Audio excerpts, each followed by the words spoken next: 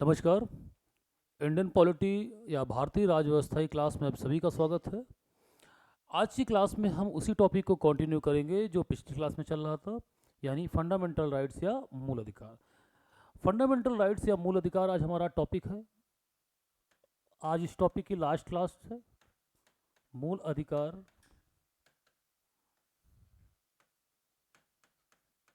भाग 3,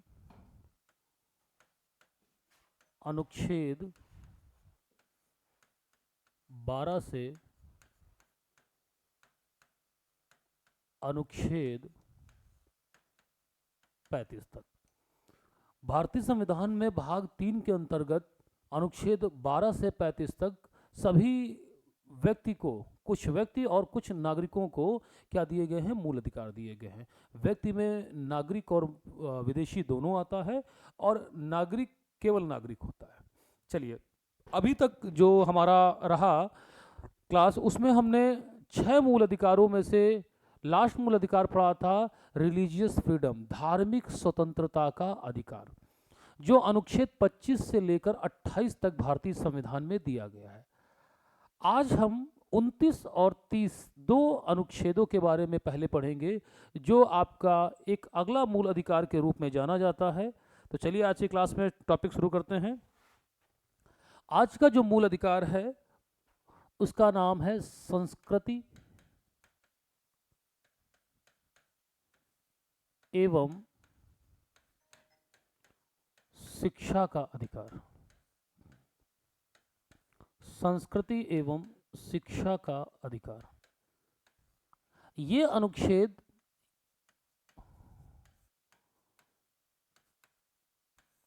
29 और अनुच्छेद 30 में दिया गया है। यानी अगर हम उसकी संस्कृति और शिक्षा के अधिकार के बारे में बात करें तो दो अनुच्छेद है, एक है 29 और एक है 30। दोनों में इनके विषय में बताया गया। क्या बताया गया? देखिए, अनुच्छेद 29 जो कहता है वो कहता अल्पसंख्यक वर्गों के हितों का संरक्षण। अनुच्छेद 29 अल्पसंख्यकों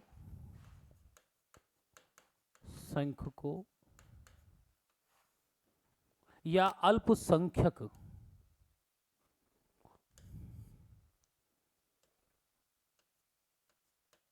अल्पसंख्यक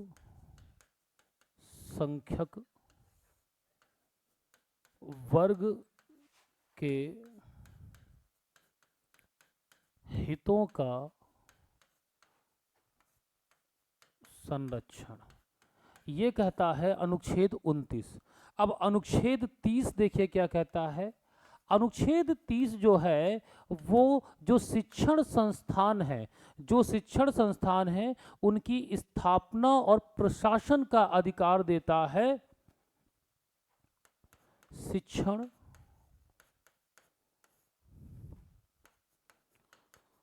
संस्थानों की स्थापना एवं प्रशासन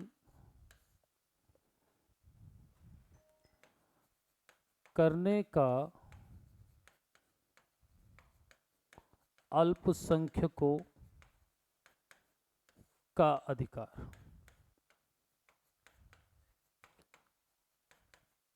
तो जब भी प्रश्न ये पूछा जाए कि अल्पसंख्यकों के विषय में कौन से मूल अधिकार हैं, तो दो हैं, 29 और 30। अगर बेसिक रूप से बात करें तो 29 में ही कहा गया है कि जो माइनॉरिटीज होंगी उनको क्या राइट दिए जाएंगे। तो दो अनुच्छेद हैं जिसे हम संस्कृति एवं शिक्षा के अधिकार के रूप में जानते हैं। अब इन अनुच्छेदों को हम अलग अलग पढ़ते हैं। अगर बात करें अनुच्छेद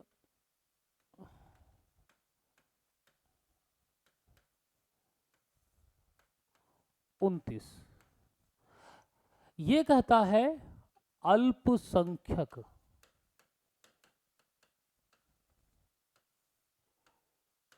वर्गों के हितों का संरक्षण।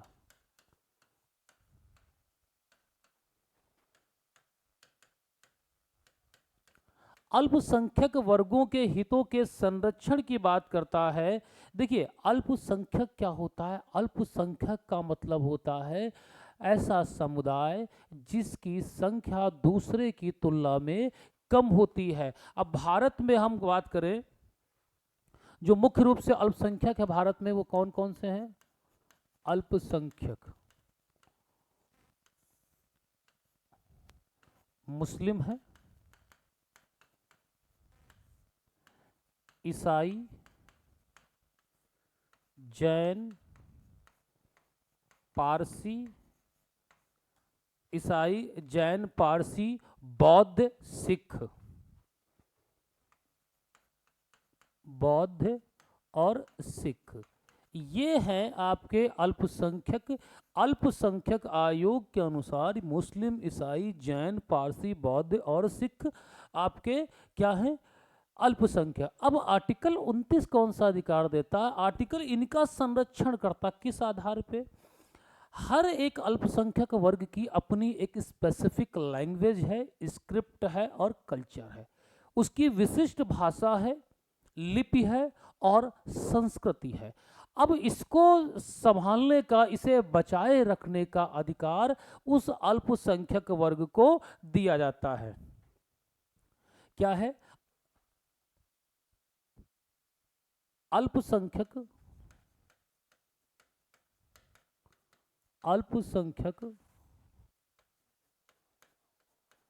वर्गों को क्या है? विशिष्ट भाषा। जैसे देखिए, मुस्लिमों की अरबी फारसी है, इनकी अपनी रोमन है, इंग्लिश है। जैन की अपनी भाषा है जिसे हम प्राकृत भाषा कहते हैं। पारसियों की अपनी है, हिब्रू। बौद्ध की अपनी है, पाली। सिख की अपनी है, गुरुमुखी। ये सब विशिष्ट भाषाएं हैं जो किसी न किसी धर्म से संबंधित है। तो बात करें तो इनकी विशिष्ट भाषा, और भाषा का लिखित स्वरूप होता है स्क्रिप्ट यानी लिपि। हर एक धर्म की अपनी एक विशिष्ट भाषा है और एक लिपि है। और संस्कृति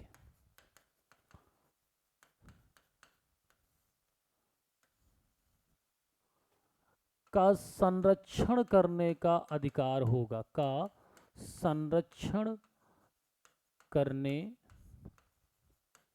का अधिकार होगा।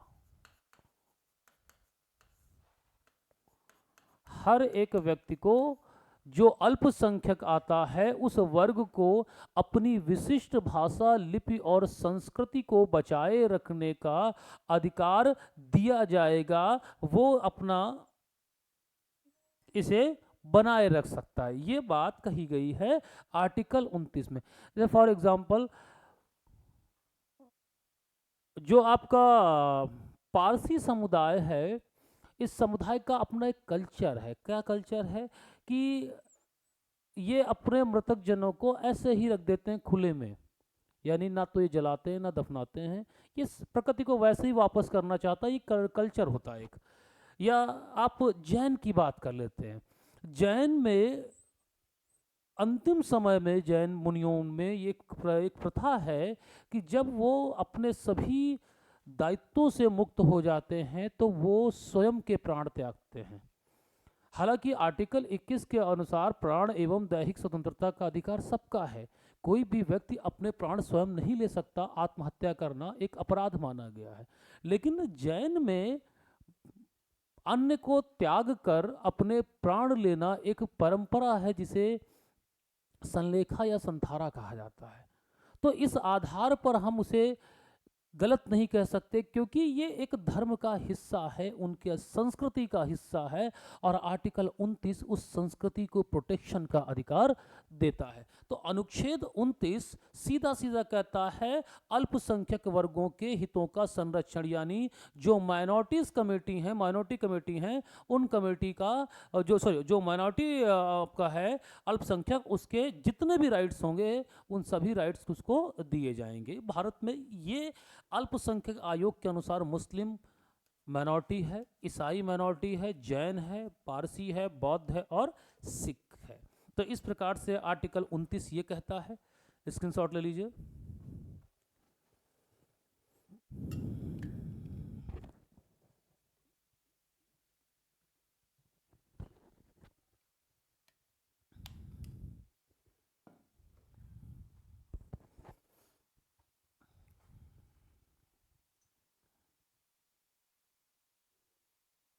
चलिए आगे बढ़ा जाए।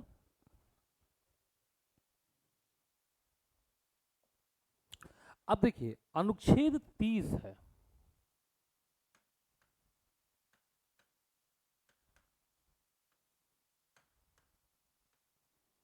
अनुच्छेद 30 क्या कहता है? अल्पसंख्यक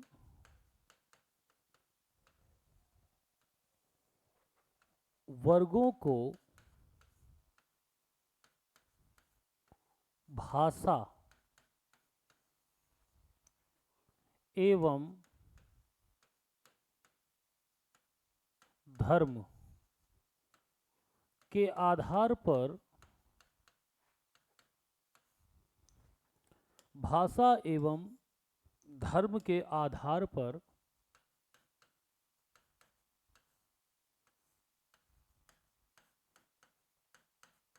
शिक्षण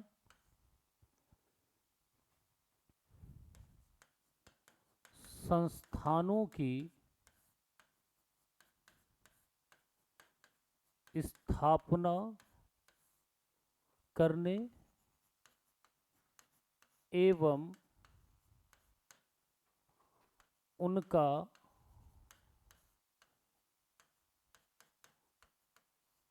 प्रशासन करने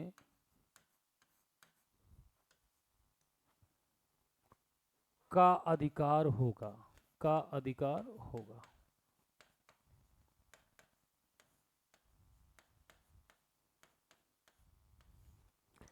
आर्टिकल 30 ये बात साफ साफ कहता है कि अल्पसंख्यक वर्ग जो माइनॉरिटी कमेटी है, उस कमेटी को सॉरी माइनॉरिटी कमेटी नहीं, जो माइनॉरिटी है, अल्पसंख्यक वर्ग है, उसे अपनी भाषा, जो स्पेसिफिक लैंग्वेज है, जैसे उर्दू, फारसी या हिब्रू, जो भी भाषा है उसकी, उस भाषा के आधार पे या अपने रिलीजन, धर्म के आधार पर शिक्षण संस्थानों की स्थापना का अधिकार होगा।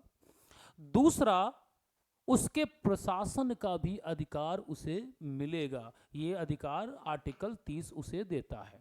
तो इस प्रकार से अल्पसंख्यक वर्ग के लिए दो अधिकार दिए गए हैं। एक अधिकार अनुच्छेद 29 में दिया गया है और एक अधिकार अनुच्छेद 30 में दिया गया है। जहां 29 इस बात को कहता है अल्पसंख्यक वर्ग को अपनी भाषा, लिपि और संस्कृति का संरक्षण करने का अधिकार होगा, वहीं अनुच्छेद 30 ये कहता है कि अल्पसंख्यक वर्ग को अपनी भाषा और धर्म के आधार पर शिक्षण संस्थानों की स्थापना का भी अधिकार होगा। इतनी बात समझ में आई? ये आपका है अनुच्छेद 30, 29 और 30। स्क्रीनशॉट ले लीजिए।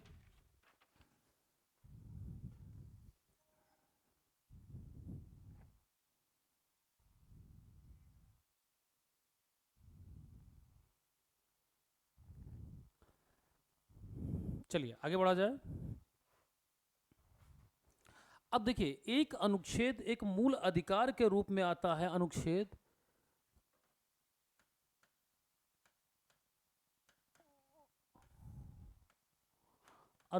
31। अनुच्छेद 31 है संपत्ति का अधिकार। संपत्ति का अधिकार ये जो अधिकार आप देख रहे हैं अनुच्छेद 21 में, ये मूल संविधान में था। मूल संविधान में था।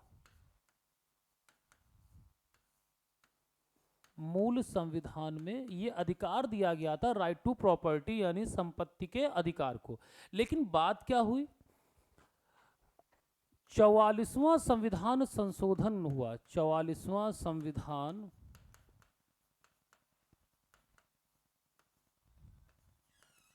संशोधन 1978। अब 1978 में 44 कॉन्स्टिट्यूशनल अमेंडमेंट किया गया, जिसके द्वारा क्या हुआ, संपत्ति के अधिकार,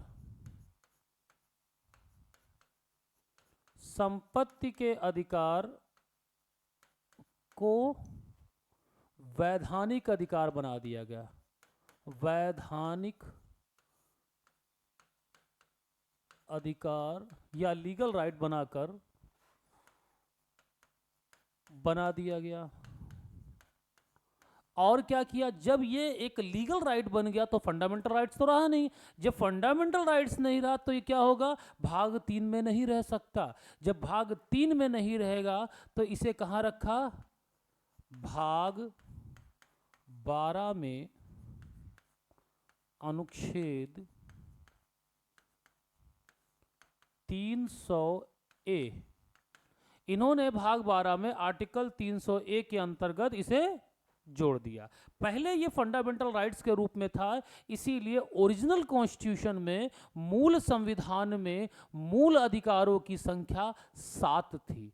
लेकिन 44वें संविधान संशोधन 1978 के द्वारा इसकी संख्या कितनी हो गई, 6 हो गई। क्योंकि एक मूल अधिकार जो राइट टू प्रॉपर्टी है, संपत्ति का अधिकार है, वो अधिकार लीगल राइट बना दिया गया, वैधानिक अधिकार बना दिया गया और अनुच्छेद 300 ए में उसे रखा गया। यानी आर्टिकल 31 को रिप्लेस करके वो आपका लीगल राइट बनाते हुए आर्टिकल 300 ए में रख दिया गया। चलिए यहां तक बात हो गई।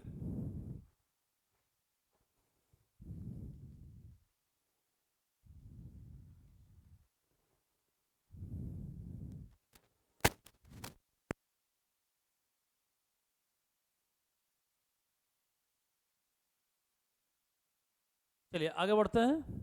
अब आगे देखिए, आगे सबसे इंपॉर्टेंट आर्टिकल आएगा, आर्टिकल 32, अनुच्छेद 32। इसे कहा जाता है, बहुत इंपॉर्टेंट आर्टिकल है ये अनुच्छेद 32। इसे कहते हैं संवैधानिक उपचार, कॉन्स्टिट्यूशनल रेमेडीज, संवैधानिक उपचार।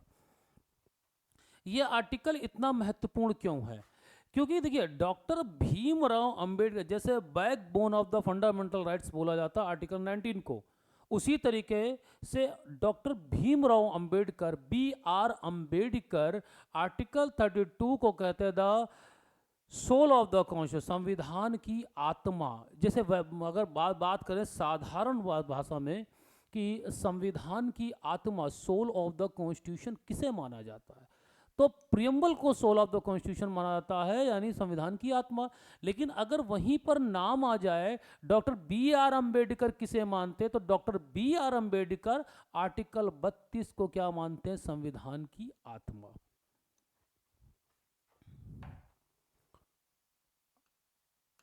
डॉक्टर अंबेडकर अनुच्छेद 32 को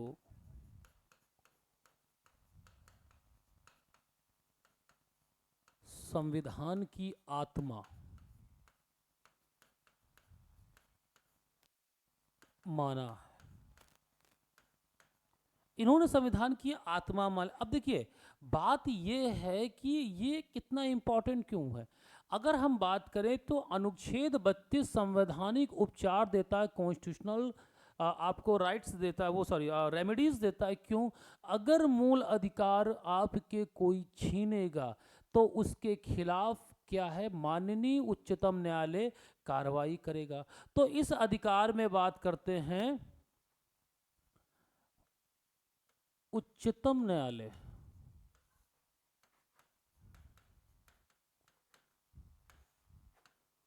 मूल अधिकारों के लिए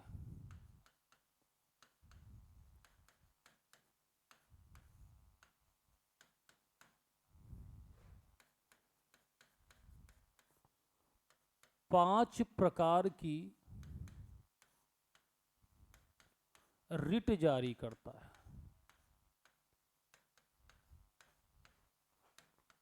पांच प्रकार की रिट जारी करता उच्चतम न्यायालय। आर्टिकल 32 में सुप्रीम कोर्ट को पावर है कि वो 5 टाइप की रिट जारी करे। अब रिट क्या होता है? रिट का जो शाब्दिक अर्थ है हिंदी में, रिट का मतलब होता है न्यायादेश, यानी न्यायालय की ओर से जारी किया जाने वाला आदेश क्या कहलाता है? रिट कहलाता है। न्यायालय की ओर से जारी किया जाने वाला आदेश क्या कहलाता है? रिट कहलाता है। कितने प्रकार की? 5 प्रकार की। यही रिट जारी करने की शक्ति 226 में हाई कोर्ट को भी दी गई है, लेकिन उसका रिट जारी करने का अधिकार क्षेत्र ज़्यादा है सुप्रीम कोर्ट की तुलना में। क्यों है वो? आपको जब हाई कोर्ट और सुप्रीम कोर्ट पढ़ाएंगे तो वहाँ बताएंगे कैसे इनका जो रिट का क्षेत्राधिकार है वो अलग अलग है। तो यहाँ पर सुप्रीम कोर्ट 5 प्रकार के रिट जारी करता है। आर्टिकल 32 को सोल ऑफ द कॉन्स्टिट्यूशन कहा है बी आर अम्बेडकर ने। ठीक, अब कौन कौन सी वो रिट हैं?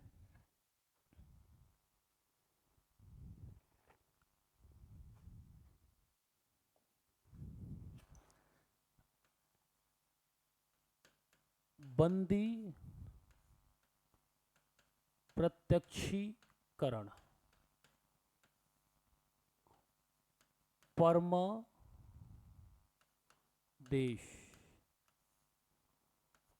उत्प्रेषण, प्रतिषेध और अधिकार प्रक्षा। ये 5 प्रकार की रिट हैं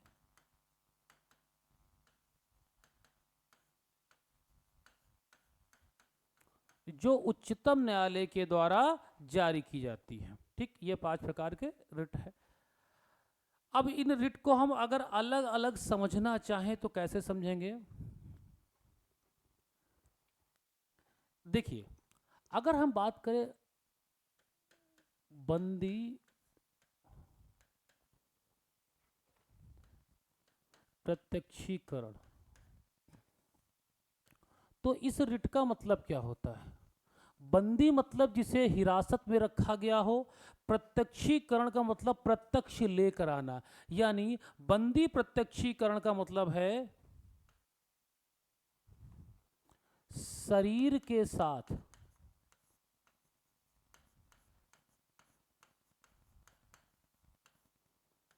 न्यायपालिका के समक्ष उपस्थित करना।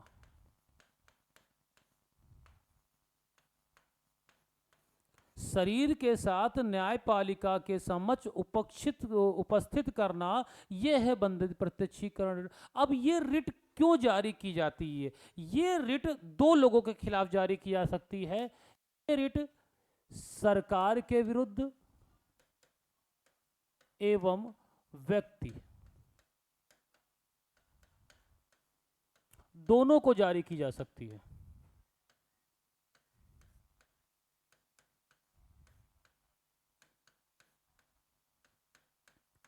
ये रिट दोनों को जारी की जा सकती है, सरकार को भी और व्यक्ति को। देखो, ये रिट का मतलब क्या है? आर्टिकल 21 कहता है कि प्राण एवं दैहिक स्वतंत्रता, ध्यान से देखिए, अनुच्छेद 21 कहता है प्राण एवं दैहिक स्वतंत्रता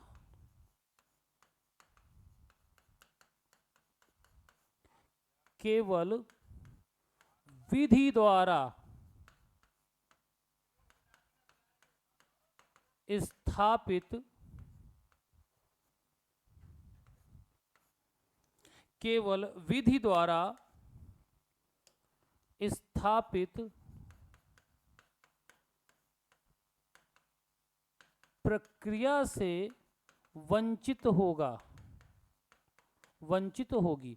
यानी अगर किसी व्यक्ति के प्राण, जीवन और दैहिक यानी शारीरिक स्वतंत्रता को छीनना है तो केवल जो प्रोसीजर इस्टेब्लिश बाय लॉ, विधि द्वारा स्थापित प्रक्रिया है, उसी के माध्यम से छीना जाएगा, अन्यथा नहीं।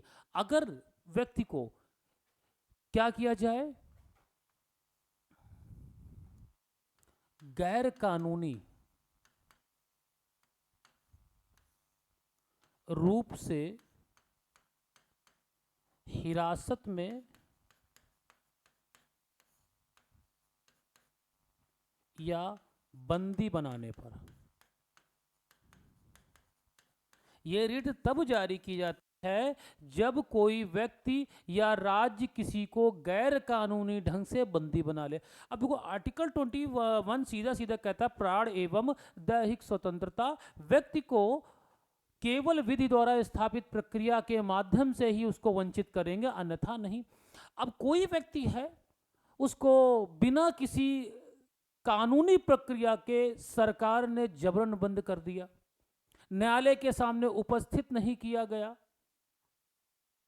कोई रिकॉर्ड नहीं है, कोई एफआईआर नहीं है, किसी प्रकार का कोई लीगल प्रोसेस नहीं किया गया है, तो उस व्यक्ति का अनुच्छेद 21 उससे छीना गया है, जो कि कहता है आपकी फिजिकल लिबर्टी, दैहिक स्वतंत्रता। और जब दैहिक स्वतंत्रता छीना जाएगा तो वही जब उस पीड़ित व्यक्ति का कोई भी व्यक्ति, संबंधित व्यक्ति जब न्यायपालिका की शरण में जाता है और उन्हें इस बात की सूचना दी जाती है कि फला फला व्यक्ति को गैर कानूनी ढंग से राज्य ने या किसी व्यक्ति ने बंदी बनाकर रखा है, तब सुप्रीम कोर्ट बंदी प्रत्यक्षीकरण हैबियस कॉर्पस की रिट जारी करता है और वो वहां पर क्या होता है, राज्य या व्यक्ति वहां पर उस व्यक्ति को मजबूर हो जाता है कि शरीर के साथ न्यायपालिका के सामने लेकर आए, उसे लाना पड़ेगा,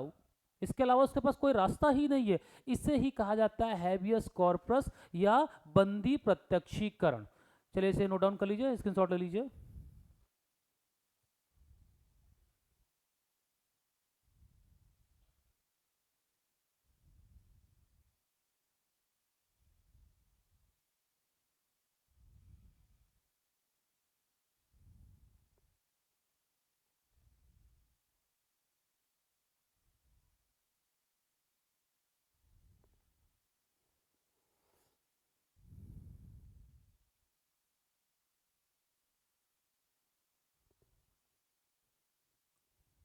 चलिए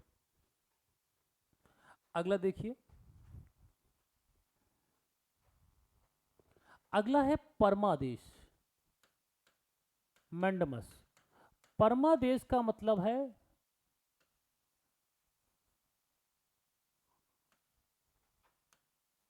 हम आदेश देते हैं,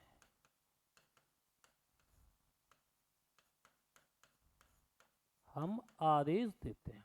देखिए परमादेश जो रिट है वो किसे जारी की जाती है, परमादेश रिट जो अथॉरिटी है यानी प्राधिकारी, अधिकारी, सरकार और न्यायिक सबको जारी किया जाता है।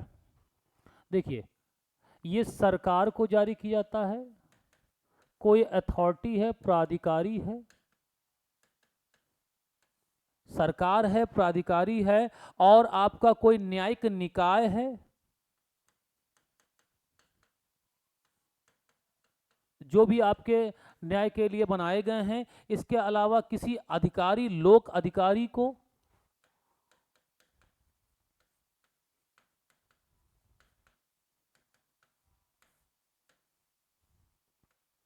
जारी किया जाता है।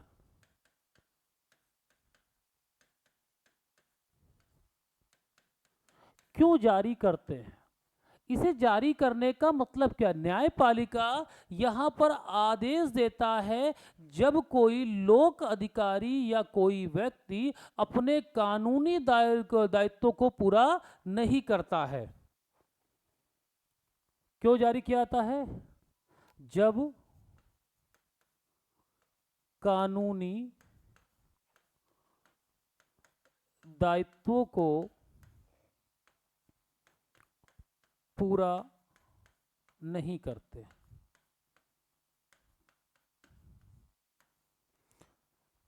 अब जैसे एग्जाम्पल के तौर पे हम बात कर लेते हैं, मान लीजिए आपने एक शस्त्र लाइसेंस का आवेदन किया और उस शस्त्र लाइसेंस के जो भी प्रक्रियाएं हैं उन प्रक्रियाओं को पूर्णतः सही तरीके से आपने पूरा करा दिया और आपकी रिपोर्ट एकदम ठीक ठाक है, यानी आपको उस कानूनी प्रक्रिया के अनुसार एक शस्त्र का लाइसेंस मिलना चाहिए, मगर जिला अधिकारी महोदय आपको शस्त्र लाइसेंस देने से मना कर दें तो लोक अधिकारी हैं।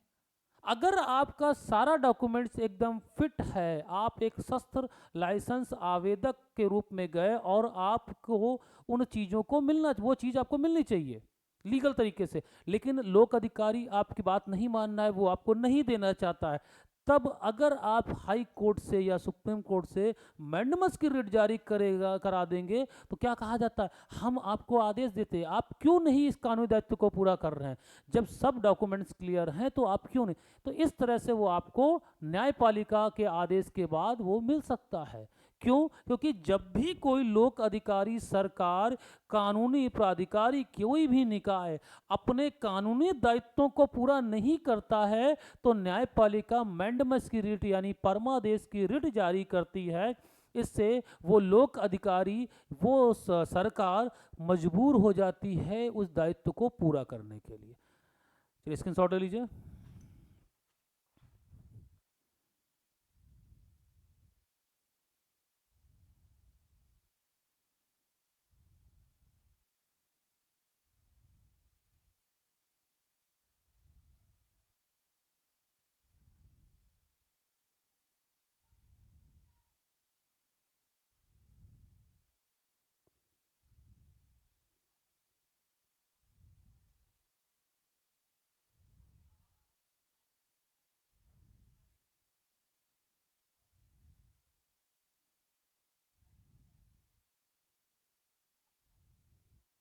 चलिए आगे देखिए, आगे दो रिट हैं, एक है उत्प्रेषण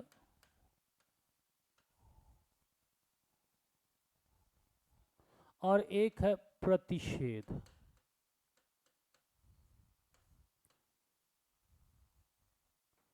ये दोनों रिट जारी की जाती हैं अधीनस्थ न्यायालय को।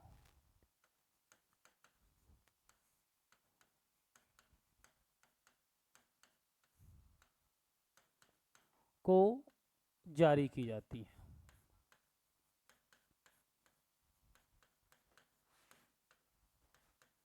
ये दोनों रिट जो हैं वो अधीनस्थ न्यायालय को जारी की जाती।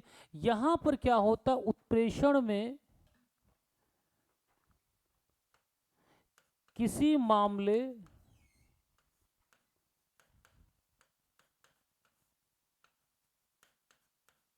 अपने पास मंगाना, और यहां पर क्या होता है, किसी मामले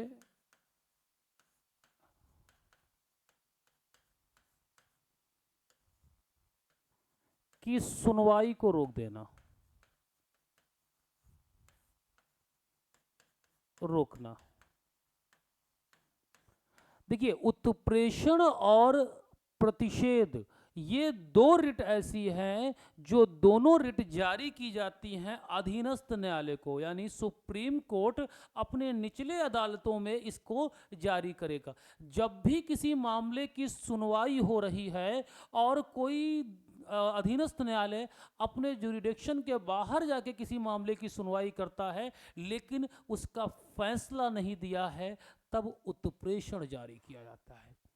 जब उसका ट्रायल चल रहा है, अभी निर्णय देना बाकी, अभी वो ट्रायल में है, तब प्रतिषेध का जारी। प्रतिषेध का मतलब होता है रोकना, यानी न्यायपालिका अपने अधीनस्थ न्यायालय को ये रिट जारी करके कहती है कि इस मामले को रोको। और उत्प्रेषण में कहा जाता है कि मामले की सुनवाई हो चुकी है लेकिन जजमेंट नहीं दोगे, उसे हमारे पास भेजो। यानी उस मामले को हमारे पास भेजो। तो उत्प्रेषण और प्रतिषेध ये दो रिट हैं, ये दोनों रिट कौन जारी करता है? उच्चतम न्यायालय अपने अधीनस्थ न्यायालय को जारी करता है। ठीक। अंतिम जो रिट बची है हमारी, उस रिट का नाम है अधिकार प्रक्षा। अधिकार प्रक्षा। ये रिट जारी की जाती है लोक सेवक को। लोक सेवक को इसका मतलब होता है शक्ति के विषय में बताओ।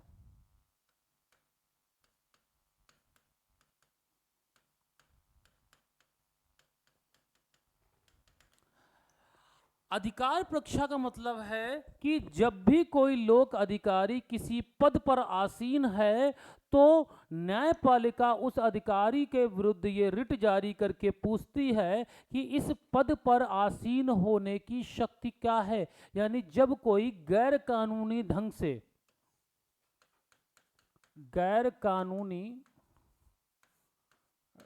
से लोक सेवक पद पर आसीन हो, जब कोई लोक सेवक गैर कानूनी ढंग से किसी पद पर आसीन होता है, तब इस रिट को न्यायपालिका की ओर से जारी करके पूछा जाता है कि इस पद पर आसीन होने की क्या शक्ति है आपके पास, कौन से अधिकार से आप इस पर बैठे हुए हैं। तो इस प्रकार से 5 प्रकार की रिट जारी की जाती है उच्चतम न्यायालय के द्वारा। अनुच्छेद 32 में पहली है बंदी प्रत्यक्षीकरण, दूसरी है परमादेश, तीसरी उत्प्रेषण, प्रतिषेध और अधिकार प्रक्षा। चलिए यहां तक हो चुका आपका।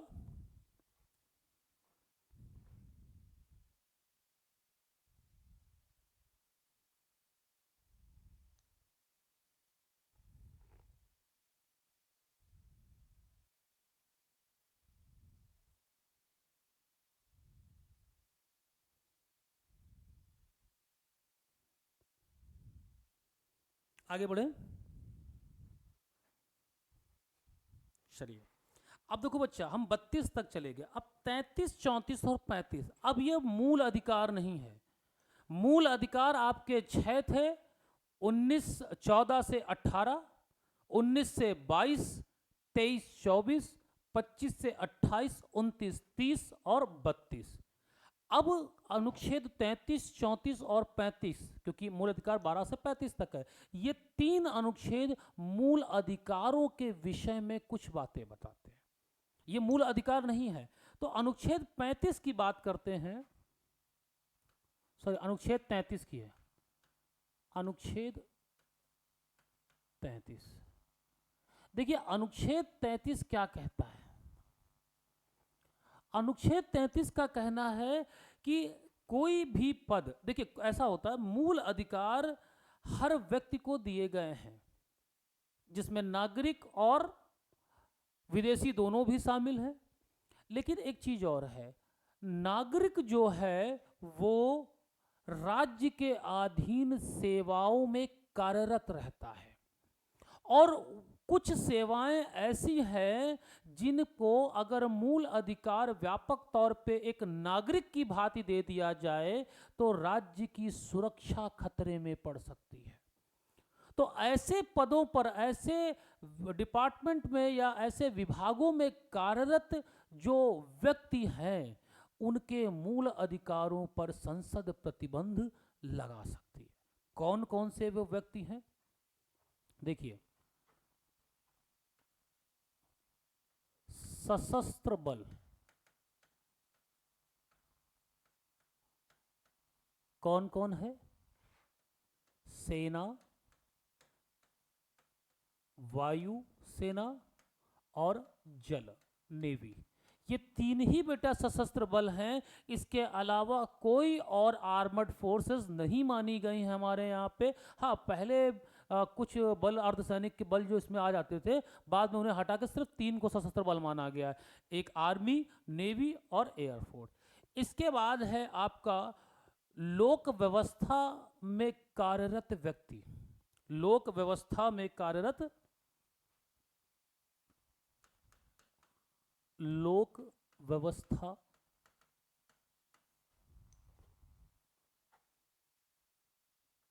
में जुड़े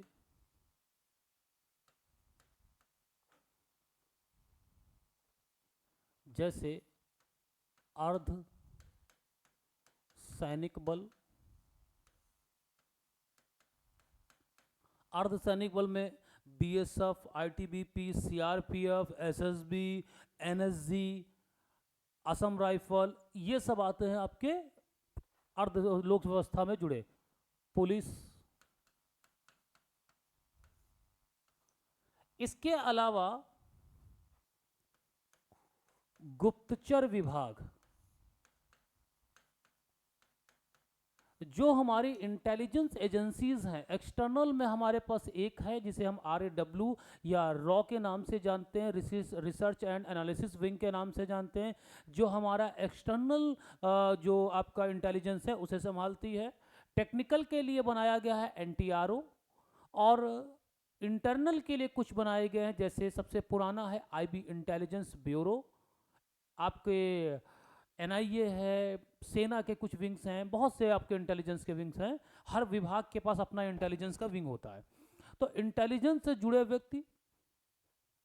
इसके बाद संचार,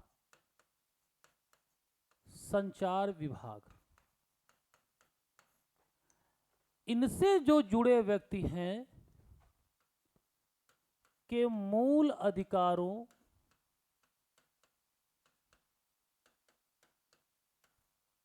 पर संसद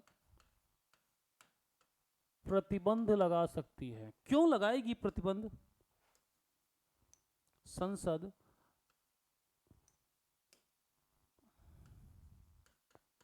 प्रतिबंध लगा सकती है। अच्छा, क्यों लगाना आवश्यक है?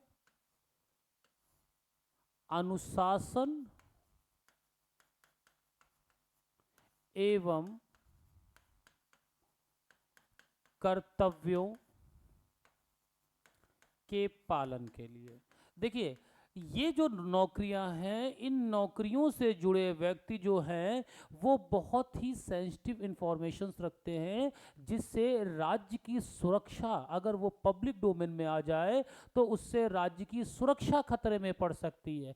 और इनमें अनुशासन, डिसिप्लिन और जो इनकी ड्यूटी है ये उसे सुचारू ढंग से पूरा कर सके, इसलिए इन विभागों से जुड़े संबंधित अधिकारी या जो सदस्य होंगे उनके मूल अधिकारों पे संसद प्रतिबंध लगा सकती है। जैसे सेना से जुड़ा व्यक्ति है, अब वो आकर ओपन प्लेटफॉर्म पे एक आम नागरिक की तरह कुछ भी बोलता रहे, कोई भी इंफॉर्मेशन लीक कर दे, तब गुप्तचर विभाग के पास हजारों करोड़ों लोगों की इंफॉर्मेशन है, ऐसी इंफॉर्मेशन जिससे राष्ट्र को खतरा हो सकता है अगर वो पब्लिक डोमेन में आ जाए। तो क्या उस व्यक्ति को, संचार से जुड़ा व्यक्ति है, अब कम्युनिकेशन हो रहा है दो विभागों के बीच में, उनके बीच में कोई सेंसिटिव इंफॉर्मेशन कम्युनिकेट हो रही है, तो उससे जुड़ा व्यक्ति ही तो उसे संचालित करेगा एक दूसरे विभाग से दूसरे विभाग की ओर। तो वो व्यक्ति अगर उस इंफॉर्मेशन को लीक कर दे तो इनकी ड्यूटी ऐसी है, और इनका जो डिसिप्लिन है इसे मेंटेन रखने के लिए संसद इनके मूल अधिकारों पे प्रतिबंध लगा सकती है। ये है आपका आर्टिकल 33, स्क्रीनशॉट ले लीजिए।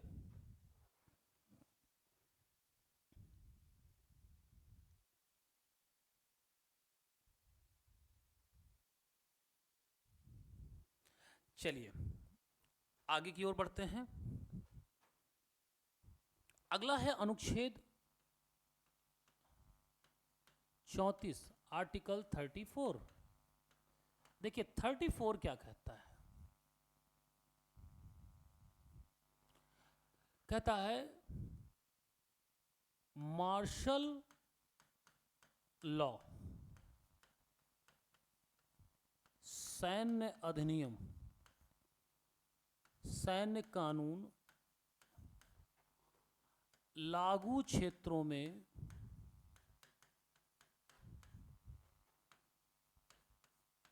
मूल अधिकार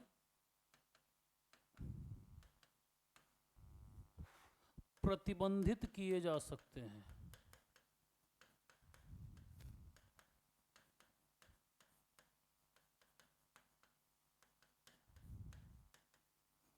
देखिए मार्शल लॉ है क्या, पहले आप इसे समझिएगा। जब भी किसी राज्य के हिस्से में यानी देश के किसी भी क्षेत्र में जब लॉ एंड ऑर्डर खराब हो जाए, लॉ एंड ऑर्डर कार्यरत ना रहे, तब हमारे पास कई विकल्प हैं। सबसे इनिशियल पहला विकल्प जो है वो होता है उस जगह का पुलिस फोर्स। अगर वो फेल होता है तो हम पुलिस फोर्स की जो आर्मर्ड कोर है, जिसे हम अलग अलग राज्यों में अलग अलग नाम से जानते हैं, जिसे पीएसी, यूपी में उसे पीएसी के नाम से जाना जाता है, उसे बुलाया जाता है। अगर वो भी फेल हो जाए तो हम पैरामिलिट्री फोर्सेस को बुलाते हैं, अर्धसैनिक बल। और अगर वो भी फेल हो जाए तो हम मिलिट्री के कॉलम्स को बुलाते हैं, वो उस सिचुएशन को हैंडल करती है।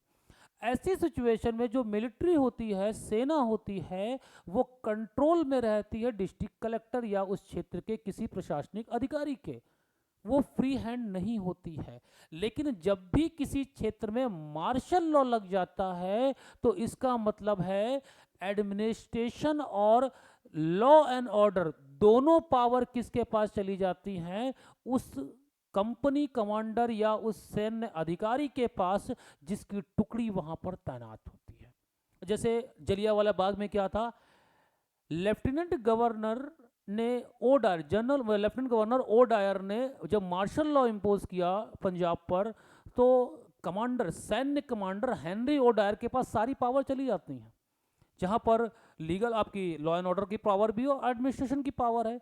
ऐसे क्षेत्रों में मूल अधिकार क्या होंगे, प्रतिबंधित हो जाते हैं। या दूसरे शब्दों में कहें, सेना के द्वारा किए गए कोई भी कार्य, कोई भी दंड या दंड का आदेश जो दिया जाएगा उसे संसद विधि मान्य करेगी, यानी संसद के द्वारा वो मान्यता प्राप्त होगा। जैसे बड़ा फेमस कानून चलता है हमारे अफसा, आर्म्ड फोर्स स्पेशल एक्ट, इसे अफसा के नाम से जाना जाता है। कई क्षेत्रों में इसके लिए प्रोटेस्ट भी हुआ। ये दो नियमों पर काम करता है, पावर एंड प्रोटेक्शन। पावर कैसा, पावर है सेना को किसी भी व्यक्ति की तलाशी बिना वारंट के तलाशी लेना, किसी भी हाइड आउट यानी छुपने के क्षेत्र को नेस्तनाबूद करना, ध्वस्त करना, किसे गिरफ्तार करना बिना वारंट के, किसी से कोई भी इंफॉर्मेशन निकलवाना, उसे रिमांड पर लेना, ये सारे अधिकार सेना को मिल जाते हैं। प्रोटेक्शन क्या है, इसके लिए आप किसी कोर्ट में नहीं जा सकते। जैसे अगर बात करें कि किसी व्यक्ति को गिरफ्तार करके 24 घंटे के अंदर मजिस्ट्रेट के सामने रखा जाता है, ये मूल अधिकार है। यहां पर क्या है, बिना वारंट के आप गिरफ्तार करिए, आपको किसी मजिस्ट्रेट के पास ले जाने की आवश्यकता नहीं है, क्योंकि वहां पर सैन्य कानून लागू। तो ये इस तरह से जिन क्षेत्रों में सैन्य कानून लागू होता है वहां पर आपके मूल अधिकार क्या होते हैं, निरस्त होते हैं। चलिए अंतिम है, अंतिम क्या है देखिए, अंतिम है अनुच्छेद 35। अनुच्छेद 35 क्या करता है, कहता है मूल अधिकार, देखिए मूल अधिकारों का नेचर क्या है। मूल अधिकार का नेचर यह है, कुछ मूल अधिकार के उल्लंघन दंड माना गया, जैसे कि 17, जैसे कि 24। तो मूल अधिकारों के उल्लंघन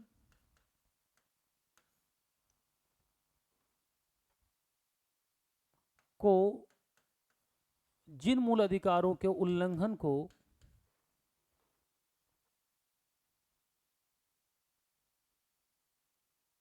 दंडनीय अपराध माना गया है, उनके लिए संसद विधि का निर्माण करेगी। यानी उन दंड के लिए, उन्हें दंड देने के लिए संसद विधि का निर्माण करेगी, कानून का निर्माण करेगी। जैसे आर्टिकल 17 अस्पृश्यता का अंत है, और इसमें कहा गया है कि यह पनिशबल ऑफेंस है, दंडनीय अपराध है। तो इसके लिए नागरिक सुरक्षा अधिनियम बनाया गया, या उसी के तर्ज पर SC ST एक्ट बनाया गया।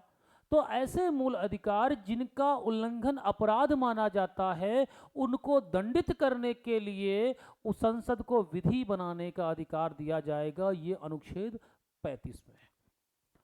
तो इस तरह से आपने अनुच्छेद 12 से लेकर 35 तक भाग 3 में मूल अधिकारों के विषय में पढ़ा। और मूल अधिकार अत्यंत महत्वपूर्ण टॉपिक है आपका पॉलिटी में। प्रश्न निश्चित तौर पर आते हैं, हर एक पेपर में मूल अधिकारों के विषय में पूछा जाता है। तो आज हमारी मूल अधिकारों की क्लास लास्ट थी, और यहीं पे मूल अधिकारों की क्लास या फंडामेंटल राइट्स की क्लास समाप्त होती है। मिलते हैं अगली क्लास में नए टॉपिक के साथ। तब तक के लिए जय हिंद, धन्यवाद।